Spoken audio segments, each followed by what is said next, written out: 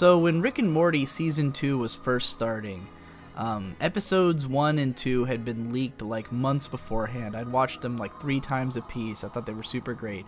And the night that episode 1 actually debuted on Adult Swim, the staff had like this big party, which I guess is probably a pretty normal thing to do on the debut of your video. But what was unique about this one was that they live streamed it.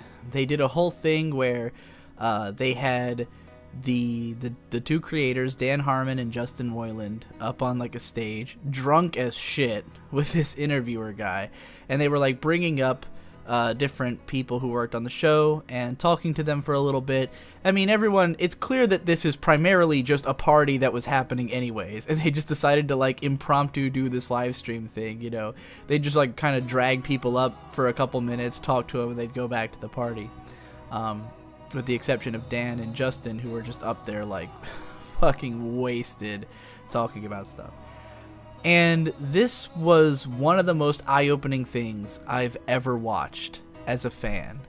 It was like deeply fascinating because of the things they were saying about their staff members. You see, they'd completed making the season, you know, before it ever went to air, because that's how American cartoons are made, very different from anime, which is down to the wire with each episode. But you know, they were talking about how a lot of their like best guys had been poached by Disney, and there's nothing they could really do to stop them. I mean, they brought up like their guy who was like one of the main showrunners or whatever for the season, or assistant directors or something like that, and they were both like, yeah, this guy's great, you know, he's been bought up by Disney because Rick and Morty is such a good show that everybody on it is like, you know, is being eyeballed by other people in the industry. But Rick and Morty itself is a relatively low budget show on Adult Swim. You know, it's like, they can't pay these people what they could be getting paid on you know, higher level productions. And like, they were like, yeah, he's got a family, and of course he's gonna take the job at Disney. You know, they're gonna pay him twice what we are. And you know, Dan and Justin are doing this show because they want the creative freedom of being able to work on whatever, you know, that they get afforded by Adult Swim, which means working for less money. And like, so, you know, of course this guy is gonna go to Disney. But they were like, yeah, if season 3 sucks, it's because we lost him. And I was just like, whoa. And they were explaining that the reason that season 2 of Rick and Morty took so long to come out, because it was like a year and a half between when, you know, like season 1 had come out, and then there was a huge gap. They had announced season 2 like way ahead of time, and it took forever. And it's taken forever now for season 3. I mean, we're a year and a half from season 2, and there's still no season 3 yet, even though it was announced after like episode 1 of season 2. They'd already been greenlit for the next season. Which was kind of a shame, because by the time episode 1 of season 2 came out, they'd already had a bunch of their guys bought up, because there was no guarantee that they were getting a season 3 of Rick and Morty. And then by the time they had that guarantee, some of their best staff were already gone. You know, this is the inner workings of the industry. But they said the reason it took so long to get season 2 is that Justin Roiland is just so talented and so integral to the show that like they can't duplicate him. Like, they can't find someone who's, like, you know, able to bring as much as he is to the show. So it's just that it takes so long to because, you know, he voice acts half the fucking characters. He plays the 2 main characters. He plays a bunch of the other minor characters. He writes most of the show. He directs most of the show. He's, you know, deeply involved at every stage of production. He does the character designs, I believe. He does, like, he fucking basically does everything on the show. And there's just nobody who can fill in the gaps in his workload. And that's why it takes so long for Rick and Morty season 2. And that, like, blew my mind. And they were saying, like, you know, the guy who was getting bought up was, like, the closest thing they had to someone who could fill in the gaps in Justin Roiland. And now he's gone, and they're fucked. It's basically the way they were putting it. And I was like, whoa. And now I totally relate to that. because, and I know this is gonna sound conceited, like I'm saying I'm some kind of massive talent or something, but like there's a lot of times where I'm like, man, my life would be so much easier if there was just another me to cover some of this ground. Because a lot of what I make, it's not about me making it, it's about me wanting it to exist. A lot of the anime videos I do, I would be fine if someone else made them. If someone else, you know, made a video where they watched every Akiyuki Shinbo show and talked about every technique he used, I would never have had to do that video. I would just be like, oh, you did it, cool. And, you know, I've said this about a number of YouTube videos where I've said, like, now that that guy did it, I don't have to. You know, people will ask my opinions on shows sometimes, and I'll be like, this dude already did it. So, like, recently, someone said, are you ever going to do a video on Berserk? And I'm like, Super Eye Patch Wolf's video on Berserk said everything I would have said about Berserk. I mean, maybe I could do a video about, like, just the scene where Guts kills 100 guys and just flaunt over how much I like that scene, but even that I couldn't fill a whole video probably. So yeah, it's like it's already out there, but the problem is that there's so many things that I want to exist, and that, like, I can't rely on anyone else to make because nobody else has the time. Like, who else has time to watch every Shinbo show and write about it? You know, who else, because no one else is making money doing this like the way I am. You know, I feel like I'm the only person doing like super in-depth anime analysis and getting paid to do it. Most of the people doing YouTube videos are not putting out videos frequently enough to make any money. Like, you know, Best Guy Ever, he has a Patreon and it could become a career one day, but he puts out videos so infrequently that he doesn't get paid enough for his videos, you know. And he's not even doing, like, really research-driven stuff. It's more just, like, here's why this thing is amazing. But, like, yeah, nobody else... I mean, maybe Yu Cow. I don't know how much money he makes or anything. But, like, yeah, like, there's not a lot of people who would have the time and resources to do what I do. And there's just so many ideas I have. And, like, it can be painful sometimes to, like, realize the sheer enormity of how much stuff falls on me because there's no one else to do it. And that really is what I connect to with the whole Justin Roiland thing. Yeah. There's no way to say it without sounding conceited, but again, it's not about the quality of what I'm doing. It's just about wanting those, like, I'm not saying that the world needs a Shinbo video, but, like, it's something I want to exist, and there's too many things I want to do. That's really the point that I'm getting at.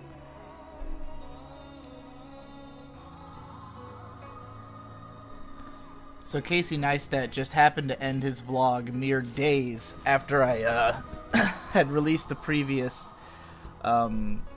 Decompression chamber, in which I talked about how his videos had kind of gotten stale and how he was probably going to end the vlog soon, and then sure enough it happened.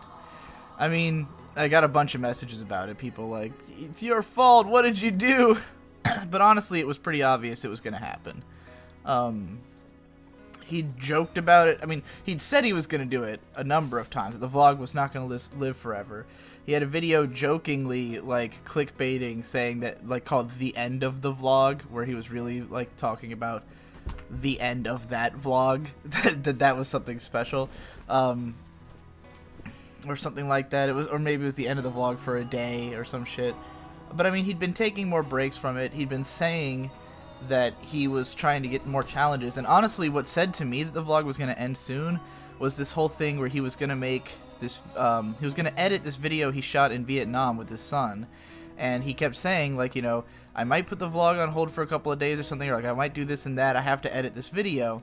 And then, like, for the next few vlogs, he kept saying, like, you know, well, I'm still working on the video, you know, it's just taking a little longer. And I was like, to me, this is a sign that the vlogs are in the way, you know, that he couldn't finish this video because what little time he has to work on video is going towards the vlog. So I had a feeling it was ending soon, and that's why I kind of talked about it that way. And because Neistat works the same way I do. He's all about challenging himself and finding new ways to do things. For me, it's more a matter of getting bored and having too many ideas and wanting to do something different all the time, as well as being afraid of getting stale. Whereas for him, it's more about the personal growth of like doing something that's harder than what you're currently doing. Anyways, all of that aside, just wanted to address that since it was funny. Back when I started this podcast, a few people had said that they accidentally misread the title as Digibro's Depression Chamber. Well, that's what today's episode's gonna be. I'm not depressed right now, but I'm going to go ahead and tell the whole story of when I was depressed. Like, just everything that happened at the time, for a few reasons. Mostly because I haven't told the story extensively before, and I'm always one to tell stories. It's just that this one is maybe somewhat uncomfortable, you know, if not for me, then for the audience. And also because, but I mean, that's all the more reason to do it. And on like the last, it must have been the last Decompression podcast, or maybe some other video before it, I was like talking about like part of my experience of being depressed, and Devu said, like, when I was talking about it there, it sounded much scarier than it had ever sounded before. Like, he'd heard me talk about having been depressed, but never really, like, in depth or anything. And I was like, huh, that's interesting that's, you know, because he's listened to everything I've done, so if he hasn't really heard how scary it could be, then it means I haven't talked about it enough. And I'm 25 years old now, and, you know, every year that goes on, these stories of my teenage years become harder and harder to tell. And it's funny because for me, I regard all of this as like really uninteresting. Even though if someone else was telling the same story, I'd find it interesting. But for me, there's like this weird disconnect where like I think of myself as the guy who's been making videos for the last 3 years, you know? And like anything before that feels like a different person to me. But that's not at all the case. Like, so much of how I act now, and so much of all of this was informed by, you know, how I was in my teenage years. And so I feel like that this story has to be told before it's too late, you know, before I can't remember it in enough detail. And maybe the fact that I have forgotten details will help to streamline this story to be consumable in podcast form. I thought about making this its own podcast on After Dark, but like, because I don't want to do this in video form. It would be too weird. I have an easier time talking about things I'm less comfortable with if there's no video, because I don't want to have to see myself saying it, or like, you know, worry about where I'm going to cut audio and stuff like that. Not as in cut for content, but like just edit out silences, because I have to think about what I'm gonna say so I can like remember everything. And I don't really have anything else to talk about this week. I've been playing Pokemon nonstop for 2 days. I will probably continue to play Pokemon nonstop for more days until the end of the period where this podcast would be slated to come out. So anyways, this is just going to be a depression story, and if that sounds like it'll make you sad, then don't listen to it. Like, for me personally, when other people talk about depressing shit, it usually, like, doesn't, like, I guess back when I was a teenager, I did find that kind of stuff comforting. Like, I did enjoy listening to other people talk about, like, their problems and their depression, because it made me feel like, you know, like I could relate to it. Nowadays, I just get sad because I'm not sad normally. But anyways, yeah. So we'll start from when I was a little kid. And I think as a kid, I don't think I could have been like what you would consider, because to me depression is like a long-term feeling of unease and displeasure with your life. It's where like for a huge amount of time you feel like things aren't going your way and you just want to fucking die. That's how I think of depression. And some people have like in and out of they'll be like, you know, oh, I felt really depressed for like a week and then I was back to normal. And I guess I still have times like that where I can get depressed for like a day or two, and I guess you'd still call that being depressed in a more general sense. But I'm talking about depression more in like a clinical sense, like 7 straight years of feeling like dog shit and wanting to die. You know, like that's my experience with depression. And so as a kid, like it's hard to think of it as depression because when you're a kid, you kind of just flip emotions constantly. Like, you know, it's just however you feel in that moment is how you feel. There's less of this like broader personal context, I feel like. Like when I think back to me being a little kid, there would be days where I felt absolutely terrible, but then I'd wake up the next day and I wouldn't even remember the fact that I felt bad the day before. You know, I just wake up the next day and whatever happens, happens. There was no sense of continuity between emotions. So there was a lot of stuff that would make me upset as a kid because growing up, my family moved constantly and I looked weird. You know, I had big old glasses and I looked like a girl. I had long hair and I was extremely effeminate. Anybody who's seen that video on After Dark where I said proof that I was a lolly shota, yeah, I look like a fucking girl. Like there's no two ways about it. I didn't understand that at the time. Like I was just mad that other people thought that. But I didn't like actually think of myself as looking like a girl until like later. So you know, when I was young, I never made any friends. Like it wasn't so much that I got picked on until like a bit later. Like when I was like a little kid, it's just nobody would talk to me, and I didn't understand how to talk to people because I never talked to anybody. We'd moved fucking constantly. I never made any friends, you know, like I remember, I'm sure I went to more than one kindergarten. I'm sure I went to more than one first grade. I did stay in the same second grade the whole year I was there. The first time my parents ever like settled down for more than a year in a place was in this cul-de-sac that we moved into when I was in the first grade. And me and my friends were sort of the outcasts among the cul-de-sac. You know Ed, Ed, and Eddie? We were Ed, Ed, and Eddie. And everyone else fit the archetypes the same way that the characters in that show do. Like, that show was like the story of my life when I was a kid. It was super relatable to me. With the only exception being that in Ed, Ed, and Eddie, a lot, like, particularly for Eddie, you feel like he kind of deserves what's coming to him, and like the other two wouldn't really be as hated if not for the fact that they hang out with Eddie. I kind of saw us as just victims, you know, when I was a kid. Like, I just didn't understand why anybody, why it was so hard to communicate with people, you know? And I mean, we knew all the kids in the cul-de-sac. We hung out with them, you know, I hung out with all these people, but I never felt like they liked me or understood me, or like wanted to be friends with me, with a couple of exceptions, with like just a couple of kids who were my friends. And so I made a couple of close friends in second grade. But then the what really started me like feeling depression, like understanding it to some extent, was when I was in third grade, because I got put into this advanced placement school. It's like a whole, it's called School for Gifted Children, ODU, no, that's the university, ODC,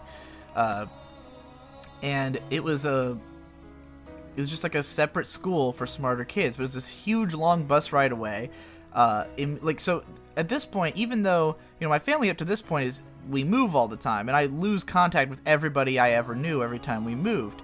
This time, I just changed schools, but that still means I'm not seeing any of my friends. Like, the friends who live around me, who I went to school with, are suddenly not around me, you know?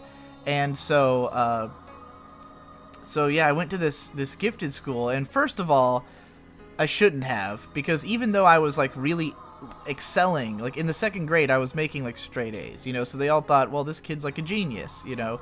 But then at this other school, it was like constant pressure to do like mountains of work, you know. It's not that you necessarily have to be smarter to do the work, it's that they give you more work, and I was not up for more work, and so my grades started falling a little bit.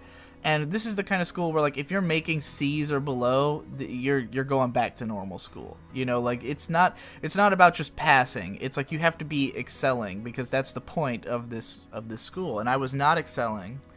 And, you know, my mom was pretty harsh about grades. Like, she was always, like, guilt-tripping me and stuff about the fact that I wasn't, you know, making good enough grades.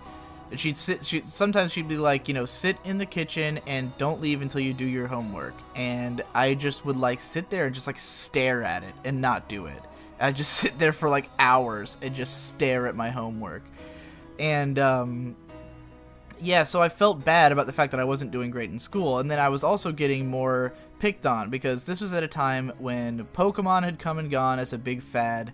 It's like 98 or so. No, 90... If I'm in 3rd grade, then it's either 99 or 2000. Pokemon has kind of waned as a fad, and I'm still wearing Pokemon shirts and stuff to school because I care about it. You know, I've always been someone who cares very deeply about whatever I'm into. And people would make fun of me for wearing Pokemon shirts. They'd make fun of me for having long hair. They'd make fun of me for wearing glasses.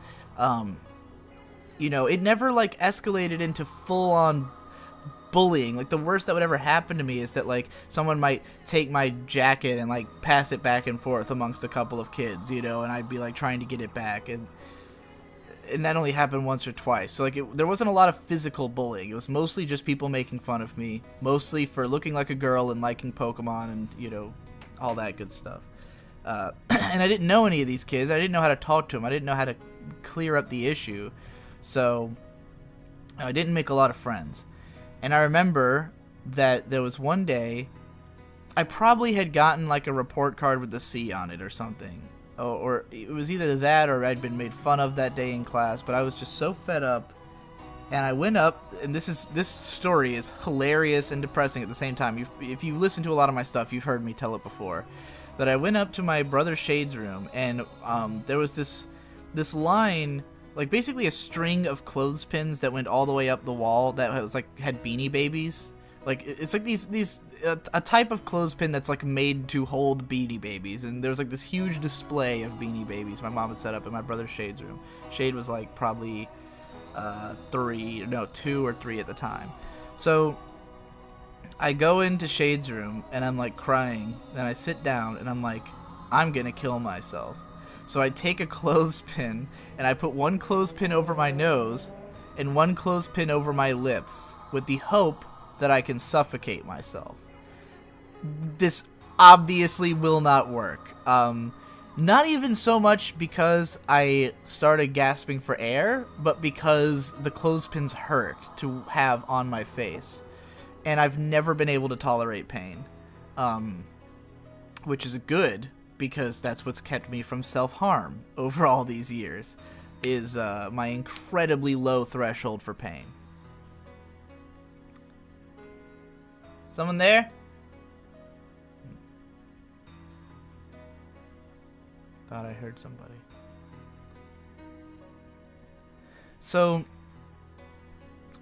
But, you know, even if that was a hilariously unsuccessful attempt, I would still catalog that as a suicide attempt. Because people who have a history of attempting to commit suicide are far more likely to commit suicide. Like, if you've thought about it, if you've tried to do it, there's a chance that you're gonna keep trying to do it or keep thinking about it, you know? And so that was kind of, and I mean, I didn't know that at the time, but that's always been kind of a specter hanging over me when I've been suicidal, is like, you know, I kind of fit the profile of someone who would do it. But again, I can't really think of that as depression, because I'm sure the next day after that, I woke up and went about my day, and it was probably not that bad, you know? Like, I think me being upset and sad back then was more reactive. It's like I had a bad day, and therefore I felt depressed. There was less of that hanging gloom. And then when I started 4th grade at that school, that was just utterly miserable, because our teacher was like a way overblown hard ass. From what I understand, she was fired shortly after the year, because I left. Like, halfway through 4th grade, I left that gifted school because I just couldn't keep up. It was too much. And I was like the third person in the class to leave, and there were like 3 more people who left after me, and then that teacher, I heard she got canned, just from like sheer amount of complaints she was getting about what she does. Don't know how that works. I don't know why she didn't have tenure or something, but I don't know. So I go back to normal school, and now again, you know, I'm in 4th grade, but I don't know anybody. Like, I'm back to the school I was at before, but I don't know anybody. Everything's progressed past me. I don't know all these people and what they're up to. You know, I'm still getting made fun of because now there's like the skater culture thing, like Tony Hawk's Pro Skater, Bam Margera era starting to come in, and like there's all these skater kids who are like the cool kids, and I'm still sitting here with fucking Pokemon, you know, and everyone's like, what the fuck is, like, what's up with you? Because I never understood trends. I never understood, like, I never observe people. Like, I'm not someone who understands what other people are thinking easily, or like tries to look out for what everyone else is doing. I was always just doing what I wanted to do, and I didn't understand why that was a bad thing. You know, I never understood what I was supposed to be doing. And then finally, so, you know, 5th grade rolls around. I was in a class with some of my friends again. Eventually, we finally move. We moved to Florida. That fucking blew ass. But I don't think I was depressed. And that's where I started doing creative things more. Moved a few more times, you know, I went through middle school. But it wasn't really until I was 14, and it was sort of in between middle school and high school, that the depression, like, really began.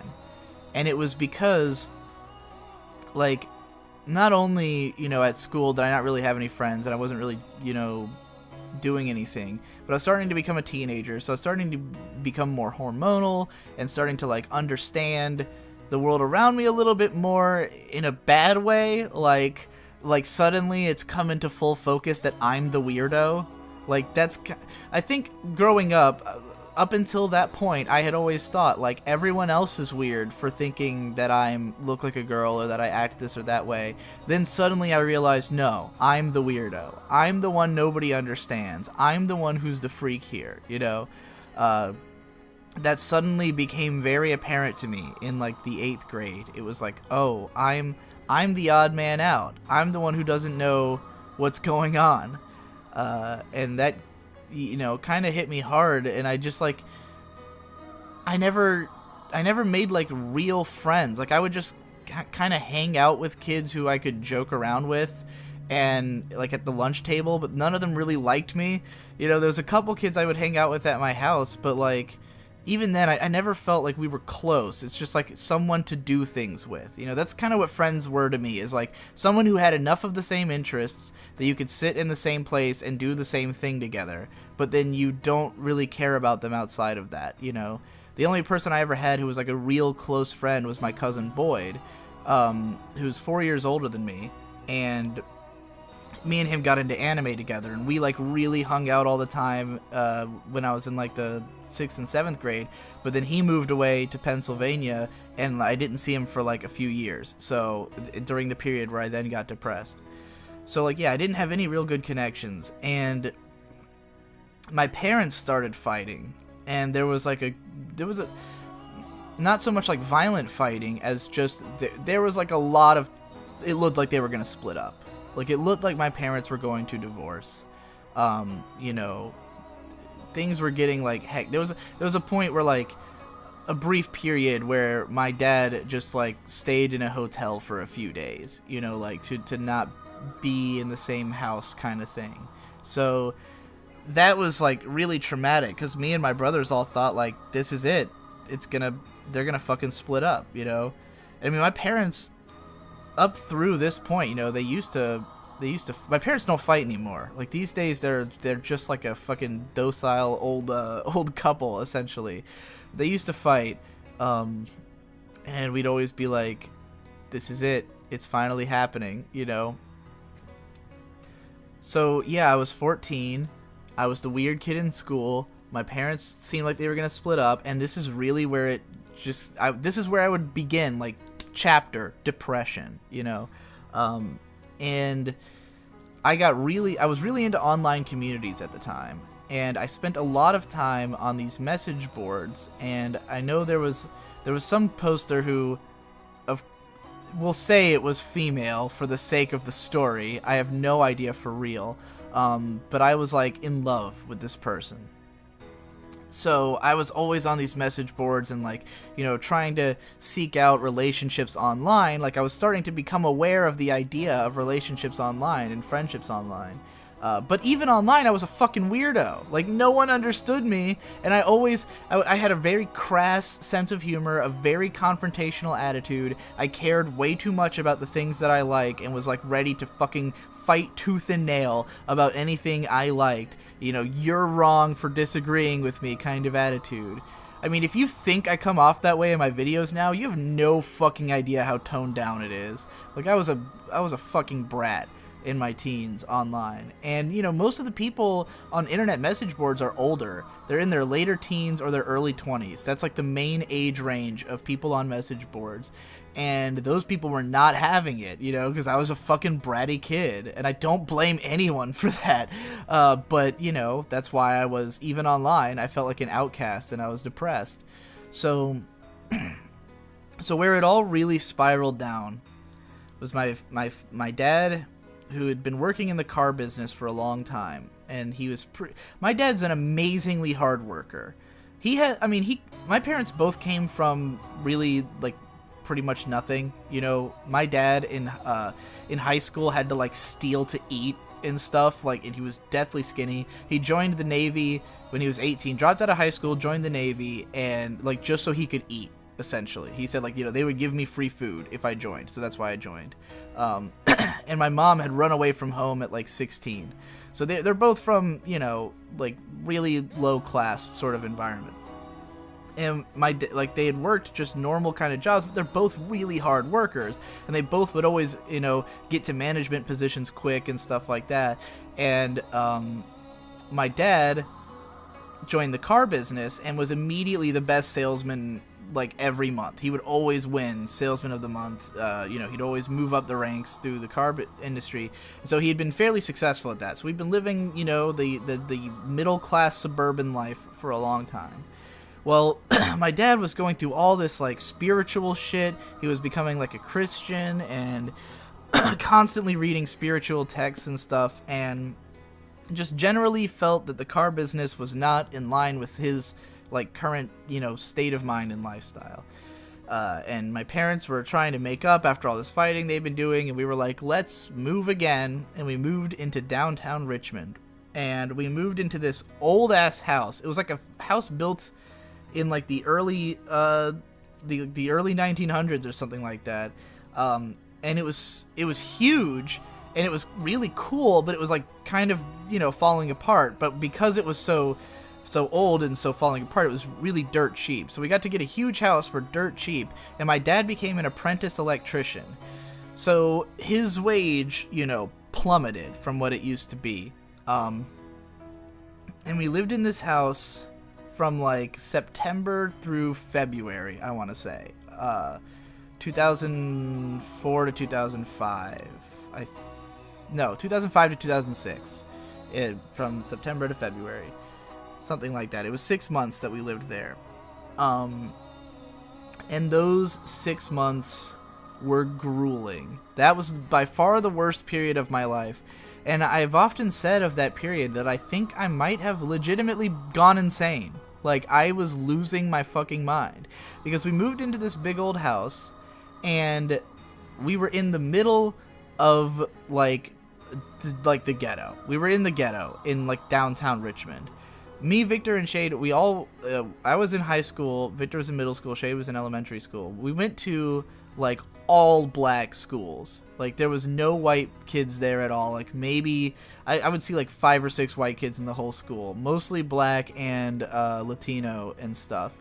And it was really hard to make any friends that way. Because, I mean, I've been an outsider among white people. You know, the school I was going to before that was all white people, and I still felt like an outsider. Now, I'm the only fucking white kid, and I'm a fucking weird white kid, you know. So I was not able to make any friends at this school. No one would talk to me. No one wanted anything to do with me. I totally just looked like an outsider to their culture and everything. It was like, this kid knows nothing about what's going on here, you know?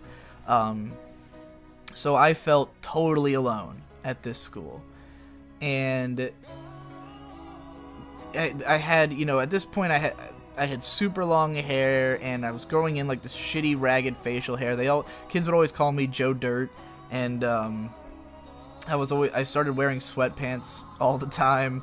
No fashion sense. I looked like total shit, you know, and nobody wanted to talk to me. This is at the period where I'm starting to, like, you know, really like want a girlfriend and stuff like that. That's not happening, obviously.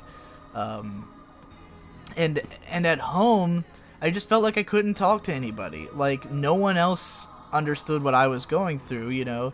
My parents have always been hard to talk to about anything emotional, because they just don't seem to get it, or they don't get where you're coming from. Like, their mindset is kind of like, how could you possibly not be happy when you've got so much, you know? Not that would have been the case at this time, but, like, I didn't see a lot. Jesus Christ, the fucking wind is, like, rattling my house. I didn't see my family as much as I had before, you know? And Victor just kind of holed up in his room and played a lot of GameCube, and part of it was that, like, in the previous house, I'd been really into video games. Like, I'd gotten huge into gaming, and like, particularly RPGs, and I'd buy tons and tons of RPGs with all the allowance money I could get. So, like, probably $20 to $25 a week I'd get, and I'd go out and buy all these used games at GameStop. So I had a decently sizable collection of PS2 RPGs that I had recently accrued. Then my PS2 broke, like, right when we moved. So, gaming, out the window. Because all the new games I had or was excited about were all PS2 games. Now I don't have a PS2 and we can't afford to buy a new one. You know, the GameCube was still there, which we'd had all these games from, like, 2001 till then. You know, but Victor had that, and so I just wasn't playing a lot of games, and I didn't have any money to buy anything. You know, there was no passion which I could support here. Now, I remember that it took a month for the internet to get hooked up in this house. Like, we moved in, and it was a whole month without internet, so I couldn't go onto these message boards where I'd been, like living, you know. I couldn't do anything, really. I had my own computer, but it didn't have internet access, so all I used it for was, like, writing poems and listening to whatever music I had on there. And that month just kind of broke me. It's like I had no one to talk to. No one online, no one at school. Like, if I hadn't had Victor and Shade around, I probably would have just utterly lost it. Like, if there had been literally no one to ever talk to, I think I would have fucking gone completely insane. But I would just, like, lay around and cry, essentially. Like, I would just lay on my bed, despondent, for days, you know. This is where I started keeping a knife under my mattress, you know, just in case the day finally came that I could kill myself. I'd be ready, you know. And I was super guarded about all of it. I wouldn't talk to anybody about the idea that I was feeling bad. Anyone I was in front of, they didn't get to know about this, you know. The internet finally did get hooked up in this house. So I was on the message boards again, but the internet was, like, the most painfully slow. Like, you click on something and it takes, like, up to 5 minutes to load a page. So I'm on message boards, like, you know, refreshing the page and then, like, waiting 5 minutes for it to refresh and then refreshing again until someone says something, and then I immediately reply, you know, and then wait all day to see if the response will come. That was my life. Sitting on a message board, waiting for people to say something so that I can respond, and then waiting more, and then loading the page and loading the page. And if I remember correctly, like, I guess I had taken the speakers from my mom's computer because she wasn't really using them, and I had those in my room because my computer had a bunch of music on it. Obviously music streaming was not a thing yet, but I had a bunch of, you know, music downloaded to my computer from my cousin having put it there, or ripped CDs I'd put on there. So, you know, the only computer that had internet was in my mom's office, and so I would sit in her office in silence all day, reloading this fucking page, waiting for anything. I started questioning my sexuality a lot. I definitely thought I was bisexual for a while. For a little while, I thought I might be gay. I had like a very brief internet relationship with a guy, which turned out super weird, and I bailed on. And anytime, I was always trying to seek out, you know, internet relationships. Basically, anyone who would pay enough attention to me to talk to me, I would try to, you know, establish a relationship with. And there was a couple people who did, who, in retrospect, I realized were like utterly broken people. Like people with way, way, way worse, you know, stuff going on, than I have. So, you know, I mean, I guess I was pretty broken at the time too. So like it was me like trying to enter like little relationships with other horribly broken people, and then it would always get weird for me at some point. Like when it started to feel real, that's when it would feel weird to me, and I would break it off in the most like asshole way possible. Like I'd always say something like, you know, oh, you know, I was just using you for my own fucking gain or something, and like, you know, I actually don't care about you or anyone, and I hate the world. You know, like that's the kind of, I would just totally break off communication with people and do it in the most dickhole way that I could think of. So, lived in that house for 6 months. I think everybody was pretty fucking depressed and upset. I don't think anybody liked being there. My dad finally took back up, he got back into the car business, because, I mean, this had been the second time that he had left the car business only for everything to go to shit, because when we moved to Florida a few years prior, that was the same story. He'd left the car business, we went to live with my aunt for like 3 months, then, like, it was such a nightmare that they like, fully paid our trip back home to rehire my dad at a higher position, because they wanted him so badly. And it just was like utter misery. But again, I wasn't really depressed yet at the time. This is more like outright depression. So finally, we moved back to Virginia Beach, which is the city I live in now. I've lived here a lot. Like a lot of those houses were in Virginia Beach. So we moved to Virginia Beach in like a little house. I started going to this high school in the 9th grade, where I ended up going for the rest of high school.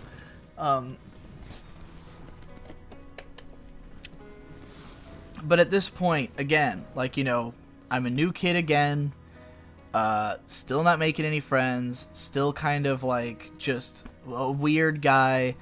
Now I'm depressed. Now I don't know what the fuck to do with myself. So, you know, I started collecting music, but no one understood. I had no one to talk to about it, you know? No one understood my fucking taste in music. No one understood what I was going through, and it just fucking sucked, and I was miserable all the time, and I hated living. The end. And like, you know, for years, I mean, eventually, as high school went on, I started making friends. Like, you know, slowly but surely, I started accruing a little stable of friends who would come over all the time and hang out, and, you know, that made things a little better. And then really, like, for a little while, what had, like, kind of saved me was getting back into anime. Because, you know, I'd been really into anime in 2003, and then I kind of, you know, got into other stuff, video games and music, and then in 2007, at like the very beginning of the year, I got into anime in a much bigger way, thanks to the Mega Tokyo forums. And that's when I started my blog, and like watching anime and blogging made me really happy. Like that was the one thing I had going on that made me super duper happy and made it like way easier to deal with life. But I was still constantly bouncing between like utter terror, especially because this was now at the time where, you know, I'm in high school and everyone's talking about what are you going to do in your future, and like for me it was always the debate of, am I going to take school seriously and go all out, or am I going to leave? Because I sort of looked at it as an all or nothing. It's like either you're going to stick around in school and really excel and make great grades and, you know, and go to a good college, or because if you don't go to a good college, there's no point. So you might as well just drop out and go do whatever the fuck you want. And this was like, you know, I was finishing up 10th grade, and I was about to go into 11th, when all this is happening, when I'm getting into anime and all that, again, still kind of depressed, and then like I was just like constantly bouncing between like being paranoid or just stressed out or not wanting to talk to people or just not feeling comfortable in my own body, you know. I got really interested in like all kinds of like LGBTQ stuff. Like I was super obsessed with that in my late teens. Like just I guess I identified with that sense of like not being sure if you are who you're supposed to be, you know, like for a while I thought that like maybe I'm supposed to be a woman, you know, but I never like took it very far in the way that people do now. I think because the culture embraces it so much more, that there's places like Tumblr where people are like, you know, you can easily meet people who are doing stuff like that, that it's so much more of like a thing people like jump headlong into in their teens. Whereas for me, it was just kind of like an interesting question that like every once in a blue moon, I'd hear something about, you know, about like gender fluidity or something like that. And well, I guess that term probably didn't even exist yet. Just people changing genders and stuff. And I was like, whoa. And I'd be like super fascinated with it. Became super obsessed with Yuri and lesbians, and like that was all I cared about for a long time, was Yuri. And then like, so I remember over that summer I watched Manabi Straight and utterly broke down, because at the end of that show, it's about like the main characters graduate high school and they all sort of go their separate ways, and you see them all like, one girl goes to America to continue her studies, one like goes into sports, they go into all this different stuff, and Manabi herself, she just becomes a freeder, as they call it, where she just goes between different part-time jobs and like doesn't stay to one place. And everyone was kind of like shocked by it, but she was like, yeah, you know, like she's free-spirited, she'll be happy wherever she goes. And that just like totally broke me, because I was like, fuck, you know. And I was trying to like do the academic route. Like I was setting myself up that I was going to do like advanced placement English, and I was going to go to like, our school had this program called ATC where you go to like a technical school and like they bus you back and forth to learn more technical stuff, and I was going to try to do that. You know, I was like ready to try to do this fast track thing, and then I watch Manabi and I see her like, yeah, you know, I can be happy wherever I go. And I was just like utterly mind broken, like trying to decide, you know, am I going to become a school guy, or am I gonna like look at Manabi, she could have fucking done anything and been happy about it. Why can't I just go do anything, you know? I became really obsessed with the idea of becoming a film director. And so 11th grade started, and I sort of got fucked in regard, because basically there was a miscommunication between me and my guidance counselor, and I ended up not being able to go to ATC. I did get the advanced placement English class, but that's the only advanced thing I had. So I was no longer on this like, you know, like excellent track to success. And the technical courses that would have given me the kind of knowledge that would have like allowed me to fucking do things, you know, totally out the window. Advanced placement English fucking sucked. I hated my teacher. I hated the whole style of the class. You know, I love literary analysis. Obviously, it's what I do. You know, and at the time, I was always happy to write analytically. It's that the teacher wanted you to read everything a certain way. You know, she had her idea of what the story means, and you had to kind of bring that out. It was fucking horrible. I hated it, and it was way too much work. And so I became the most depressed ever.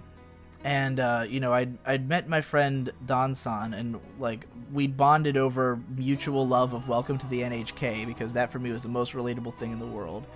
And I remember I would just sit in my room, like, paranoid, and not leave, and I'd just talk to him about how paranoid I was, you know. And he was a hikikomori, like a full-blown one. Like not even leaving his room for like years, because he had a condition that kept him out of school, so he would just like be in his room all day every day and not leave. And we kind of bonded over that. But you know, that's where I was going. And there was times where I would get so paranoid about my grades, because my grades were slipping and I didn't want my parents to know. So like I'd get like a report card or a progress report, and I'd just like lock myself in my room all day. And like I never actually did reach this point because I'm squeamish about doing so. But like I would take bottles and be like, I'm gonna piss in this bottle instead of going downstairs to use the bathroom because I don't want my parents to see me. You know, never ended up doing that. I just hold it all day. I would hold in peeing for hours, like waiting till I thought everyone might be asleep or that no one would hear me come down the stairs and ask about my progress report. You know, like I was so fucking paranoid. And just, yeah, I didn't want to see anybody. I didn't want to talk to anybody. I just wanted to hole up in my room and watch anime and write my blog and post about shit, you know.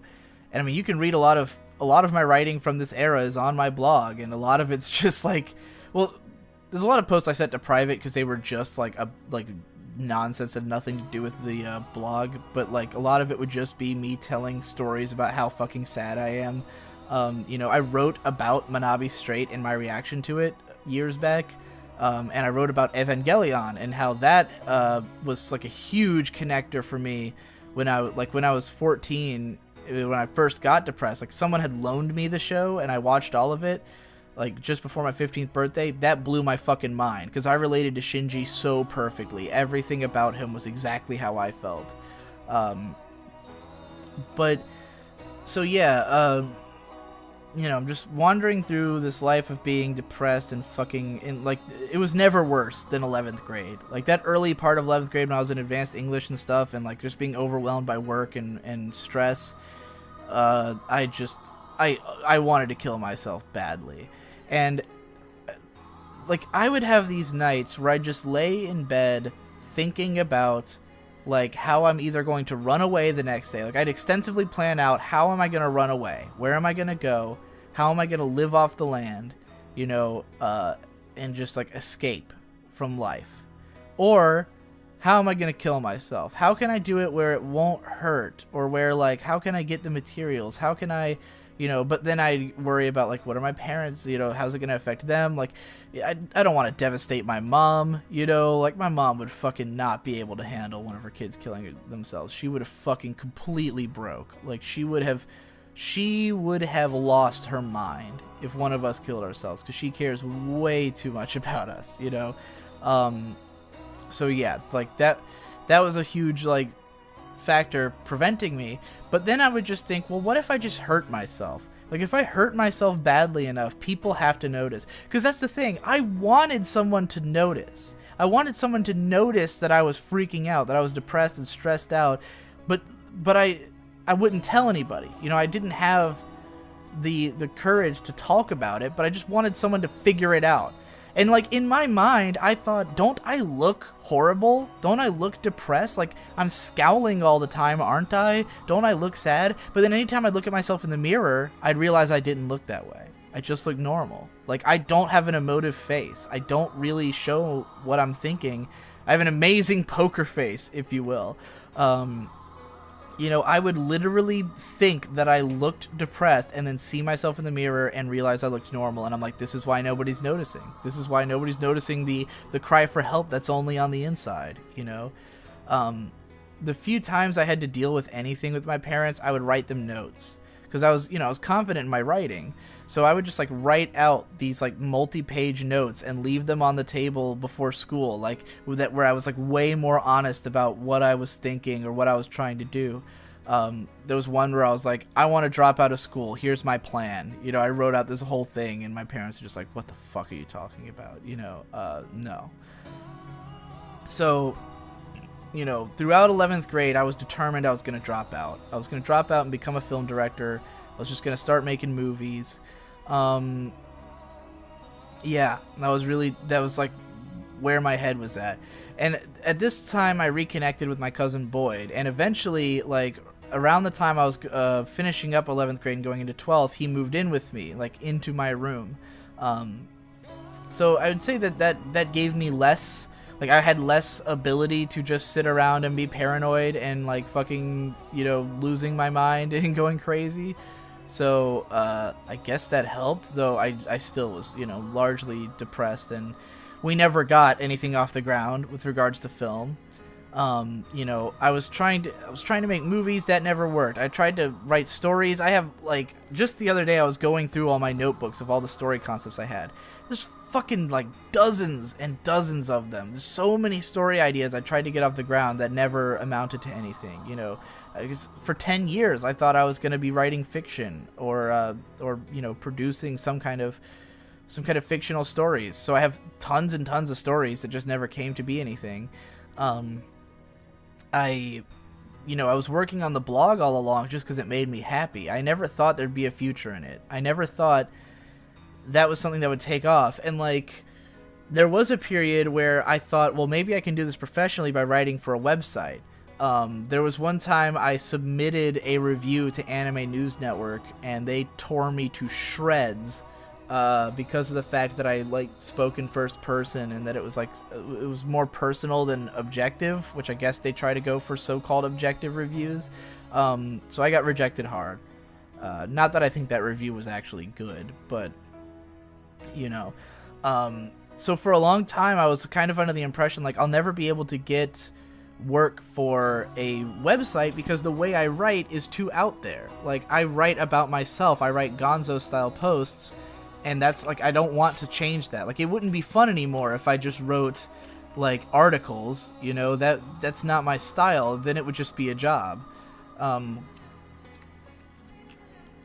was a moment when I was 16 where I had this like sort of phrase I came up with.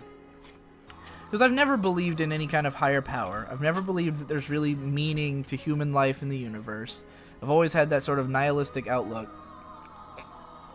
I've never believed that there's anything more to life than personal happiness. You know, making your own life good. You can make the world good, but it's always going to be in small parts. And like, really, part of making the world good is making your own life good. You know, global happiness comes when everybody's happy, and if you're not happy, then you're dragging down the global happiness, you know. So to me, making myself happy was the most important thing, and I had determined when I was 16 that, like, if I'm not happy, there's no reason to be alive.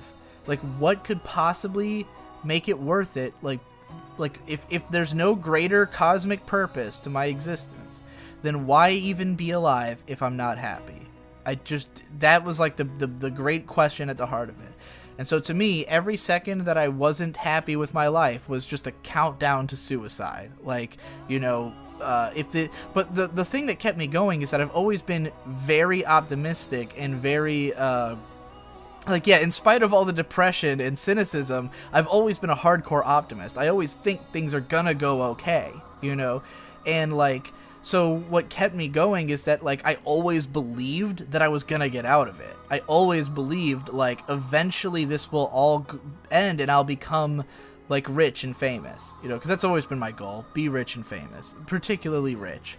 You know, I want to have enough money that I can kind of do whatever I want with it, and I want to be doing what I love. I want to be rich and famous from doing what I love, and I always believed that was going to happen.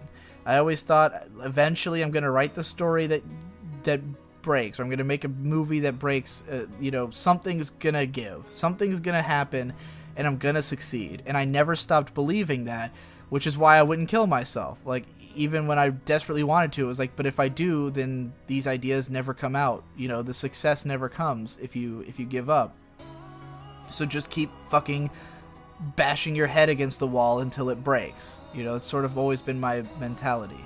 Which is why shows like Gurren Lagann resonate with me so much. Like, it's about overcoming what appears to be impossible, no matter how long it takes and how much effort. So that's sort of what kept me going. And, but yeah, again, the cries for help, like, the worst one I remember, the scariest thing I did was that, like, I wanted to somehow hurt or kill myself. And I just, you know, again, I'm terrified of pain. And I just put my hand on my shoulder, like, just like, you know, like grabbing like the back of my shoulder. And I just started scratching like just up and down, scratching my back. And I probably had pretty long nails. And I just kept doing it for like 25 minutes. Like just like thinking about how badly I hoped that eventually I'd, you know, either bleed or something, or like it would cause just anything that would make this noticeable, you know. And I'm just scratching this back part of my shoulder for like 20 minutes. And then finally I look at my fingers and I see that there's all this blood caked in under my nails, and I freaked out.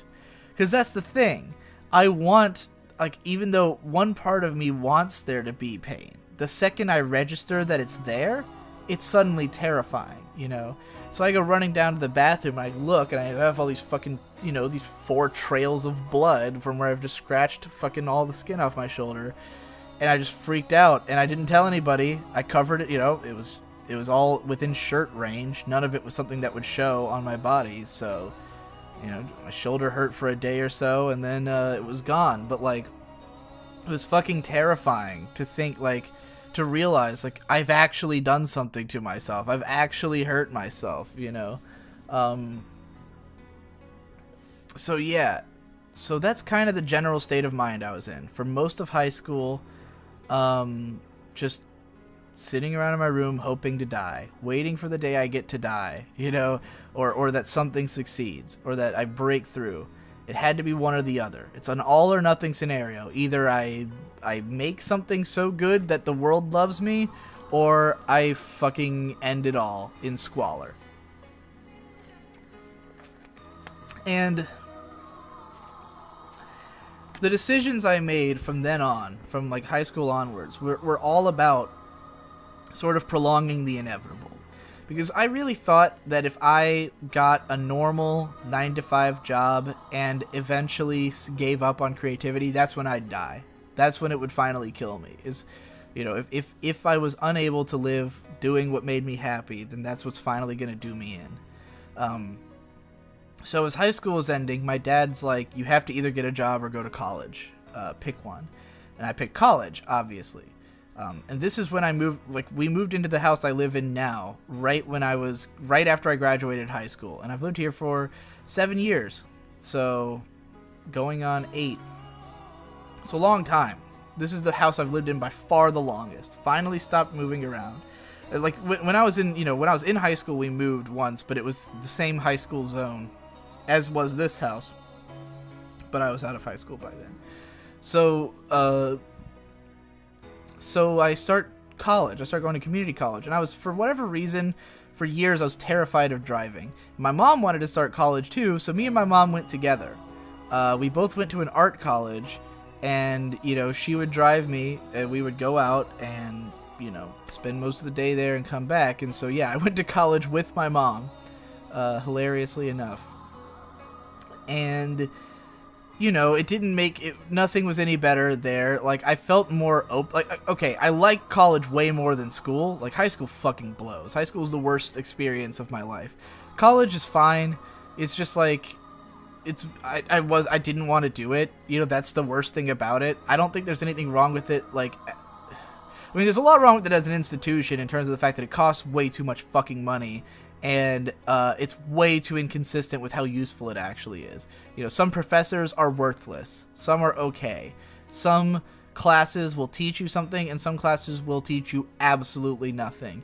And there's no difference in how much those cost. You know, so, like, I don't advise college, but in terms of, like, a place to go and do a thing, it's not so bad. It's not like high school where it's just a miserable, draining fucking nightmare of an experience. It's fine. I just didn't care. I didn't want to do it. And I had middling grades in all my classes, and I wasn't doing all that well. Now, as it went on, like, we did one semester with me and my mom. And then my dad convinced me and my cousin Boyd, who was still living in my room, he convinced us, like, that we should try to start studying business. Because my dad's always kind of had this dream of opening a family business.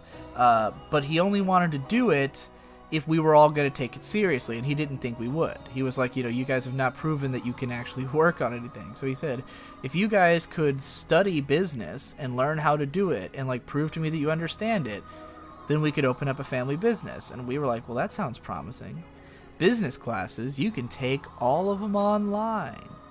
Don't ever do this. Never take all online classes unless you're really confident that you can do all the work. Because I signed up for like 3 or 4 business classes, all online. This is where everything broke down. This is where it finally broke me. Because I have a guilt complex about not doing well. Like, I want my parents to think that all the money they've poured into me and all the livelihood that I've stolen from them has not gone to waste. I want them to be proud of me and to think I'm doing well. But I didn't like school, and I was not going to do it, and most of my days would consist of me sitting around thinking about how badly I need to do this schoolwork. And I wouldn't do anything else because, if you do something else, then that's distracting you from the schoolwork. But I didn't want to do the schoolwork, so I would just sit around depressed and hate myself and hate my life and hate everything I'd gotten myself into. And there was a brief period where I tried to turn my business studying into anime blogging. If you go through my blog, you can find posts I wrote about both Gurren Lagann and Serial Experiments Lane, where I took chapters of the textbook and like applied them to anime in order to make it interesting for myself. Because I had realized while reading the textbook that anime blogging and textbooks were actually fairly similar. Like, you're basically just describing facts about a thing. So like, yeah, I tried to do that. Didn't keep it up for very long. I probably wrote like 2 posts. And then there's like a deadline for when you can cancel classes. And I knew well ahead of this deadline that I should cancel. But I was too afraid to admit it. I didn't want to admit to my parents that I was going to drop out, that I couldn't do it, that it was a waste of time. And my parents kept asking me, like, every day they'd ask, like, are you doing the work? Are you doing the online coursework? And I'd always go, yeah.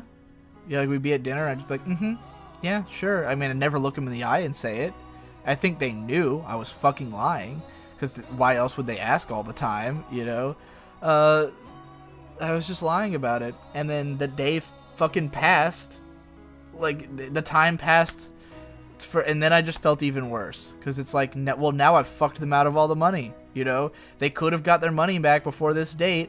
And because I'm too much of a fucking coward to admit that I'm not doing the work, now all that money's gone. Probably over $1,000. It's community college. It's not like I'm wasting university dollars. But which would have been absolutely devastating.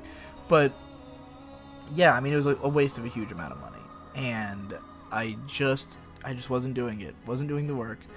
And eventually, I mean, my mom, like, your grades in these classes are on this online thing called Blackboard. My mom has the password to my Blackboard. She can look at my grades anytime she wants, But I think my parents knew that I was failing, and they were trying to, like, get me to say it. So there's one day, my mom starts asking me about my grades. I'm, like, downstairs hanging out, and she starts asking.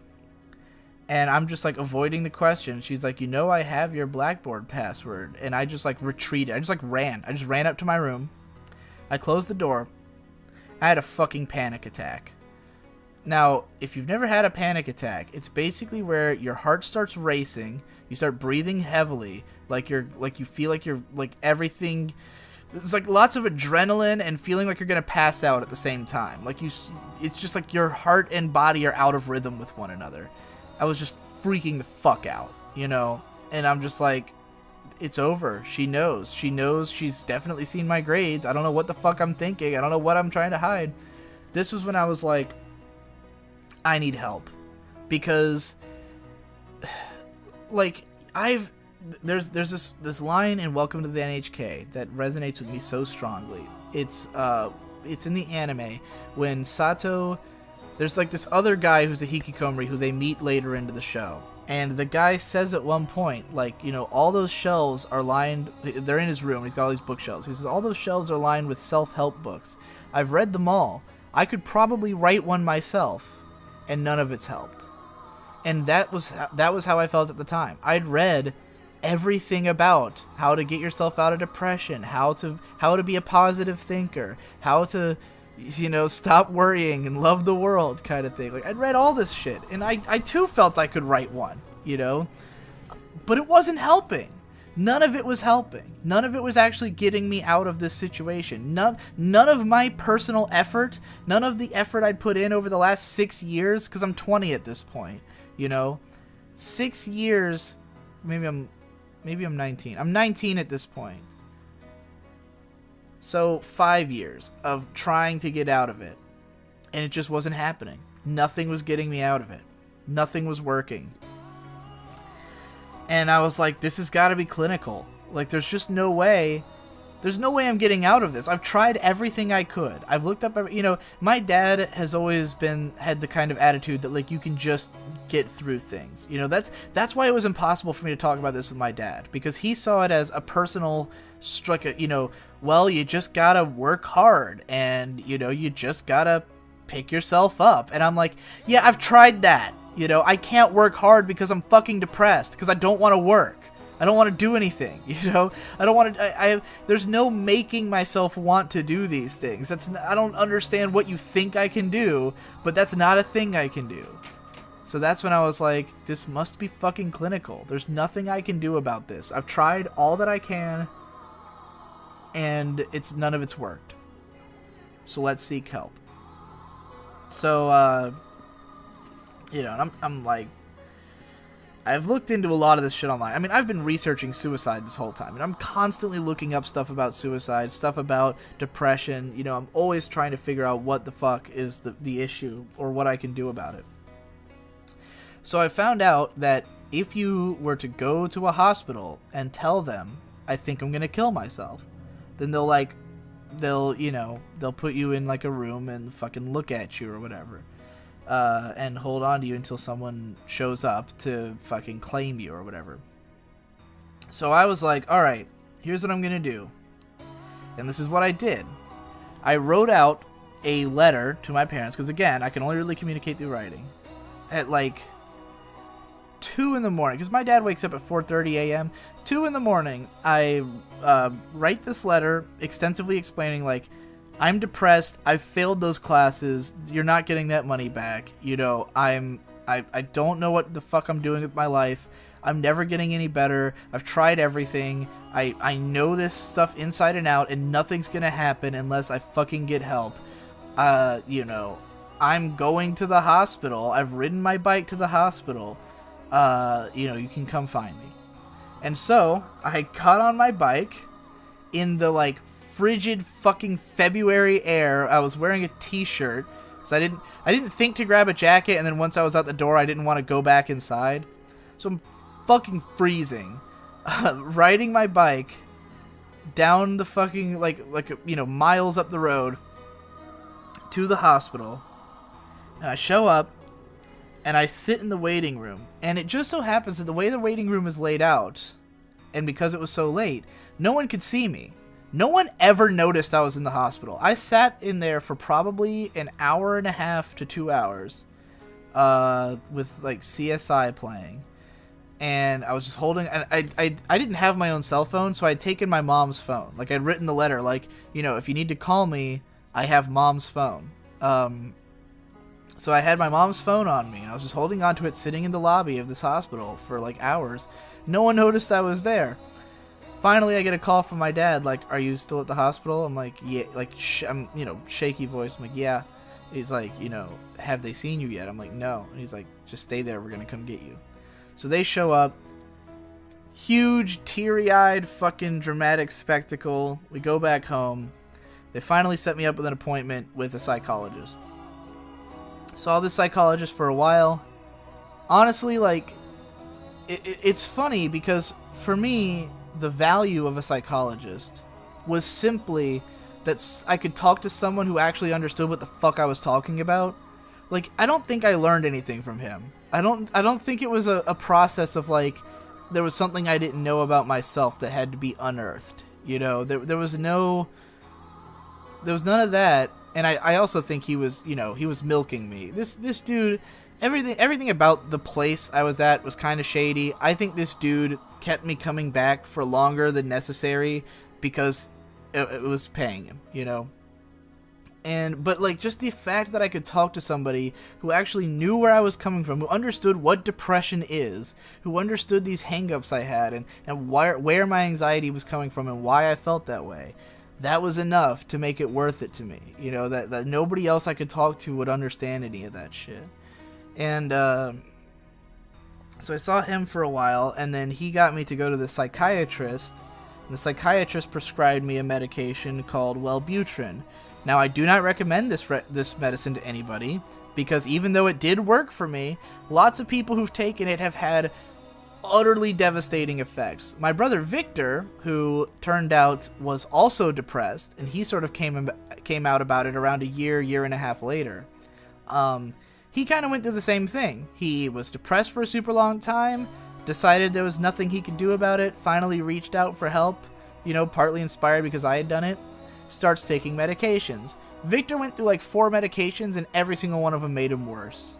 And Wellbutrin was the one where he was the most suicidal he'd ever been, cried all day. He said like the most heavy moment of his life is like he was sitting there crying and listening to the song Sleep Forever by Portugal the Man and just thinking about suicide. And my dad came in and saw him crying and just came over and just like, you know, held him as he wept, and he was like, that was the worst thing that's ever happened to me.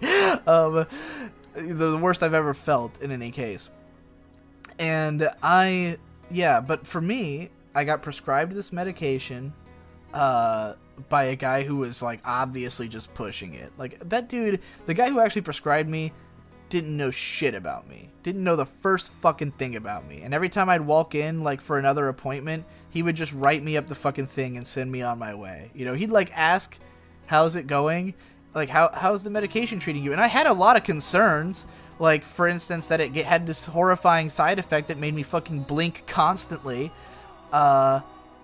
You know, he'd just brush them off. He'd just be like, oh, well, you know, you'll get used to it. The stuff, you know, eventually it'll all start making sense. Like, that's the kind of attitude he had. So, yeah, I started taking this medication. And I went back to school. I did one English class, and then I did another semester of, like general studies and shit. And maybe another semester after that. But eventually, what happened was, like, at some point, I got a D in psychology, which I had thought of as a passing grade, but then I found out that a D is too low for it to be a transferable credit. And I actually liked the class. I liked psychology, and that's when I was like, I can't do college. There's no way I can do this. If I'm failing a class I like, then this is not for me, you know. But what the Wellbutrin did, to me, it was mostly an anxiety cure. Not so much that it cured depression, that it cured anxiety. Because my biggest problem really was anxiety, that I would get so hung up on, like, you know, not doing my homework, or that something bad was going to happen if I didn't do this or this, or that I wasn't getting my life together. Like, all those things made me anxious. What Wellbutrin allowed me was to stop giving a fuck. It was not that it made me work better. You know, it didn't make me actually do my schoolwork. It made me stop being anxious about the fact that I wasn't doing my schoolwork. So it didn't make me any more successful or better of a person. It just made me someone who wasn't fucking anxious all the time. You know, who, like, instead of going, oh my god, I'm not doing my homework, I can't watch anime, but I also don't want to do my homework, so I'm not going to do anything, I would just go watch anime instead of doing my homework. You know, that's what it offered me. So I dropped out of college, and then I spent like a straight year and a half doing nothing.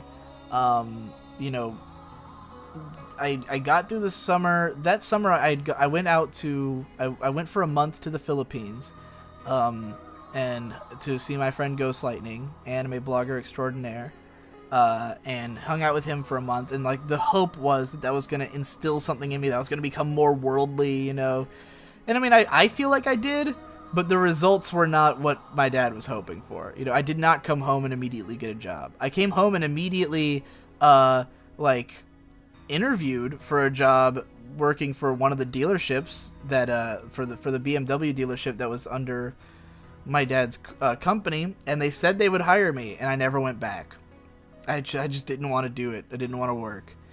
And I spent a straight, like, then my mom, that fall, my mom got cancer.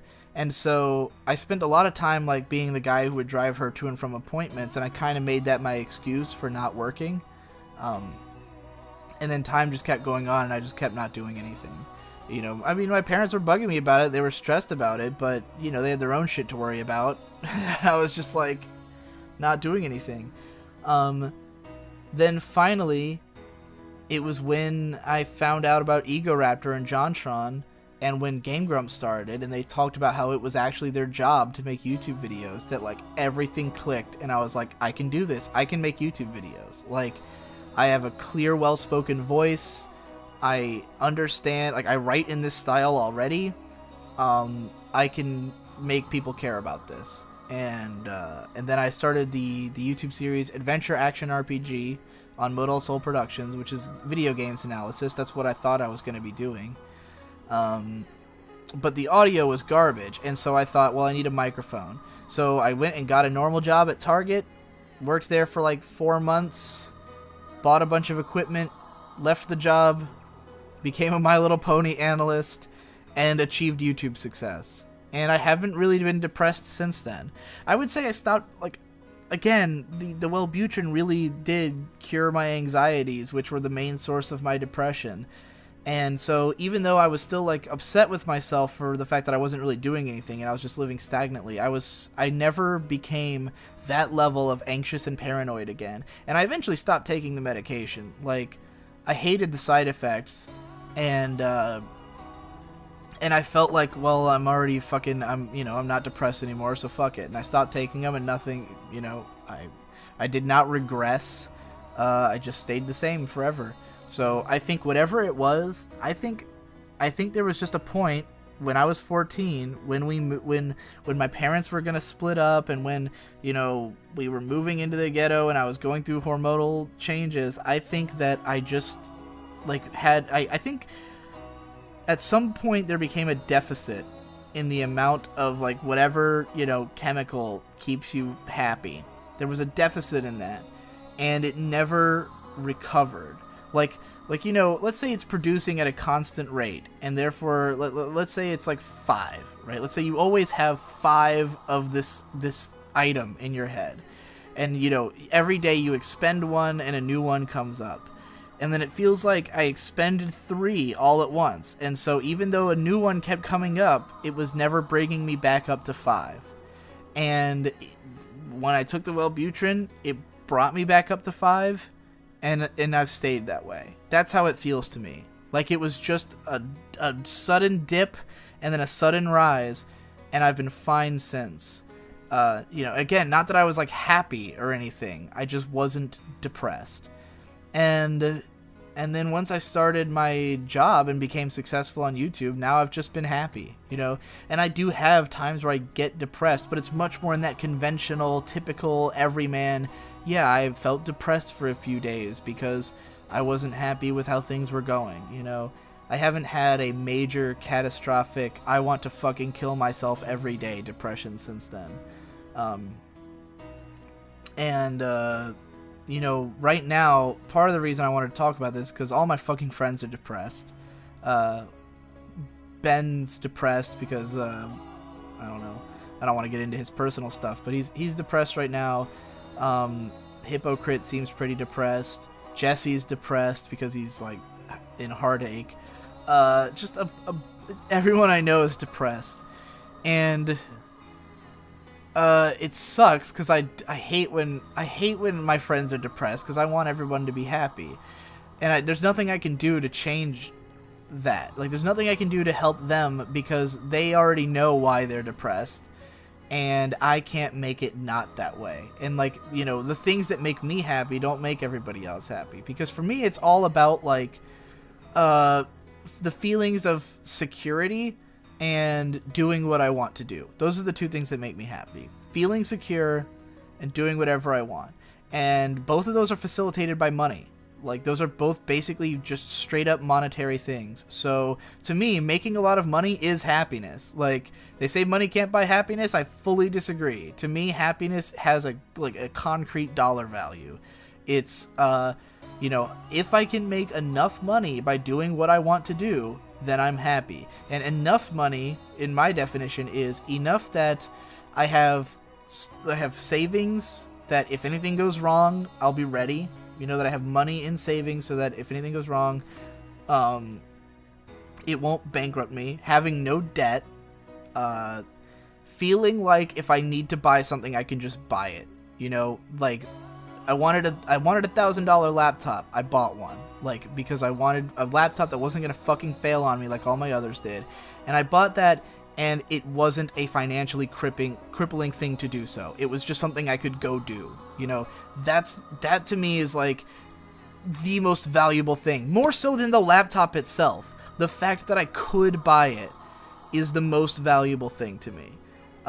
That's the feeling of security and of being able to do what I want. And to be able to go out and eat every day and always eat stuff that I like, you know, and to be able to, you know, just afford to have a decent lifestyle. Like, that's what happiness is for me. And I feel that, like, you know, because all I really like to do is work and eat. As I've said on this podcast before, the only thing I really want to do is to work. I love making videos. I love doing shit. And the only time that I feel stressed about it is when I feel like I'm not getting out of the house enough. And it's easy to go out and just eat a few times a day. And there, I feel like I've gotten out of the house. And let's get back to work, you know. I've put out... So far this month, as of this recording, I have put out 20 videos that I was in, according to my playlist. 20 videos have been released that I was a part of. That's not including at least 15 unreleased Let's Plays that I haven't edited yet. You know, a commentary I filmed with Devu that I haven't edited yet. A podcast I recorded with Wave Motion Cannon, which may or may not be out by the time of this recording. I don't know when it actually releases. You know, I do lots of work. I'm always working. And on top of that, I've watched a few complete shows. I've played 24 hours of fucking Pokemon Sun. You know, I've been working out every couple of days with Ben. I've been going out to eat all the time. I keep myself busy. And the only times I feel sad and upset with my life is when I'm not busy.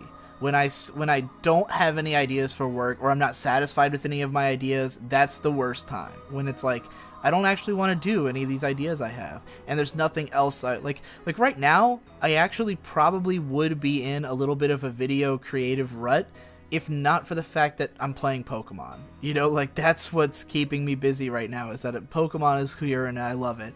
And right before that, I was like, you know, watching all those Chris Ott videos and getting into like some of those ideas, and like I'm always jumping from inspiration to inspiration so that I never get bored, because if I get bored I get sad, and I don't want to be sad. So, you know, yeah, I guess that's where I'm at now, and I hope you enjoyed this story. I hope it wasn't too depressing, or that it was interesting. I really don't know if it was interesting at all. Like, to me, again, this stuff is like almost about a different person, because that story, you know, ended in 2010. Like, that's how, no, 2011. I was 20 years old, you know, when I got the job at Target, and finally kind of, that was in late 2012, and that kind of put a stop to it all. You know, like, well, I mean, I was depressed. I was a little depressed when I worked at Target because I had to work, but like, once I started the channel and everything kind of picked up from there, I've never had the worst it's ever been is when I broke up with my girlfriend, you know, because it was my first big breakup, and we've been dating for 6 months, and it was like a huge blow. But that's like the worst I've felt since then. So yeah. Hopefully that's inspirational to some people if you're dealing with major depression, to like find some way. And you know, my brother Victor, who the medication didn't work for him, he just kind of like accepted the idea that he'd be depressed forever. Like, that was how he got out, like, or not how he got out of it, how he dealt with it was just to be like, this is who I am, like, just to self-identify as a depressed person and just live with it. But he's not depressed anymore because now he's in a really happy relationship, and that's like totally made him like a different guy. You know, he's like happy all the time now. It used to be he was always angry. Like every day that I talked to him, he was angry for no reason. And now he's usually happy for no reason. So he's totally about face, just thanks to getting into a good relationship. So, you know, if you're depressed, seek to change something. And if you can't change anything by yourself, try to find somebody who can. And there's a lot of different ways to reach out. I did it through text usually, you know, writing a letter and just leaving it somewhere, because it's a lot easier than talking to someone. You know, if you can't walk up to your parents and talk to them, but you can at least write something on a piece of paper and just leave it where you know they'll see it, and then like, you know, and then you're at school, so you don't have to be there when they read it. That's another thing. I was never around when they were going to read this stuff. Then, you know, that's a great way to do it. So, yeah, enjoy your night or day. I'll talk to you next time.